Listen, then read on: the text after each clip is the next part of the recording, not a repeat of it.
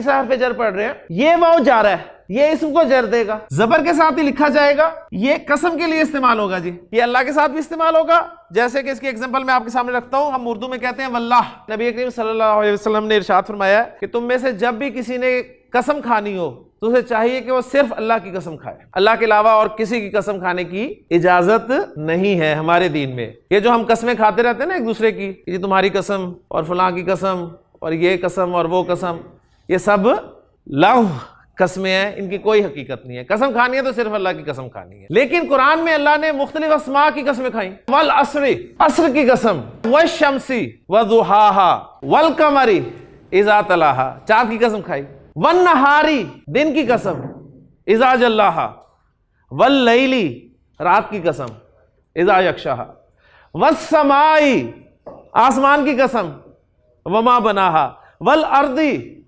زمین کی قسم، وما طحاها، ونفس، نفس انسانی کی قسم، وما سواها۔ تو اللہ تعالیٰ نے بے شمار اسماء کی قسمیں کھا دی۔ ہم قسم کیوں کھاتے ہیں جی؟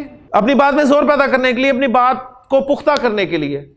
اور قسم ہم کس کی کھاتے ہیں؟ اللہ کی، ایک تو سب سے عظیم ہستی کی، اور دوسرے اسے گواہی کے طور پہ پیش کرتے ہیں۔ اللہ تعالیٰ کا قسم کھانا جو ہے وہ صرف اور صرف گواہی کے طور پہ پیش کرنا ہوتا ہے کہ والعصر ان الانسان لفی خسر، یہ زمانہ اس بات پہ گواہ ہے کہ سارے کے سارے انسان نقصان میں ہے۔ والشمس وضحاها، سورج اور اس کی دھوپ کی قسم، یعنی سورج اور اس کی دھوپ اس بات پہ گواہ ہے۔ اس اعتبار سے اس واو کا اپنا نام پڑ گیا واو قسمیہ۔ جو واو اور کے معنی میں آتا ہے اس کو واو عاطفہ کہتے ہیں، اور یہ واو جو ہے واو قسمیہ ہو گیا۔